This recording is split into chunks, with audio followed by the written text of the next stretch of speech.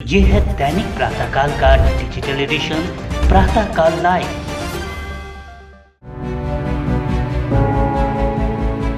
महाराष्ट्र में ठंड का जोर बढ़ने की आशंका है। मौसम विभाग का अनुमान है कि राज्य में अब बारिश नहीं होगी। अरब सागर के ऊपर बने कम दबाव के क्षेत्र के कारण पिछले सप्ताह राज्य में बादल छाए रहे और कई हिस्सों में बारिश हुई। हालांकि अब बादल हटने के बाद सर्दी लौट आई है और दिन में भी ठंड महसूस होने लगी है। नवंबर के अंत तक प्रदेश में कड़ाके की ठंड पड़ने की संभावना है। जम्मू कश्मीर में बर्फबारी के कारण उत्तर से आने वाली ठंडी हवाएं महाराष्ट्र में भी सक्रिय हो गई हैं। इससे राज्य में बादल छाए रहने की उम्मीद बेहद कम हो गई है और जल्द ही ठंड बढ़ने का अनुमान है। इस बढ़ती ठंड का रबी सीजन की फसलों पर अच्छा असर पड़ेगा। गेहूं चने की फसल को बड़ी राहत मिलेगी। हालांकि मुंबई को नवंबर के अंत तक गर्मी से राहत मिलने की संभावना नहीं है। पुणे शहर का सोमवार को न्यूनतम तापमान 17.3 डिग्री सेल्सियस और अधिकतम तापमान 31.6 डिग्री सेल्सियस दर्ज किया गया। इस बीच न्यूनतम तापमान अभी भी औसत से ऊपर बना हुआ है। हालांकि आगामी दिनों में उत्तरी महाराष्ट्र में पारा लुढ़कने की उम्मीद है।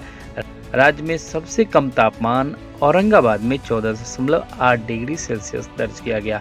हालांकि कोकण में अधिकतम तापमान औसत से ऊपर बना हुआ है। विदर्भ में न्यूनतम तापमान औसत से थोड़ा नीचे है। नवंबर के आधा बीत जाने के बाद भी मुंबई में गर्मी कम नहीं हुई है। मुंबईकरों को दिन निकलने के बाद से ही गर्मी का प्रकोप झेलना पड़ रहा है। मुंबई का अधिकतम तापमान 36 डिग्री से ऊपर था। फिलहाल इस गर्मी से राहत मिलने की संभावना नहीं है। अनुमान है कि दिसंबर के मध्य के बाद मुंबई और कोंकण इलाकों में ठंड पड़नी शुरू होगी। मुंबई के सांता क्रूज मौसम केंद्र पर अधिकतम तापमान 36.6 डिग्री सेल्सियस दर्ज किया गया, जबकि कोलाबा केंद्र पर अधिकतम तापमान 34.2 डिग्री सेल्सियस दर्ज किया गया। सोमवार को मुंबई का न्यूनतम तापमान भी अधिक रहा। कोलाबा में न्यूनतम तापमान 25.8 डिग्री सेल्सियस जबकि सांता क्रूज में 23.6 डिग्री सेल्सियस दर्ज किया गया।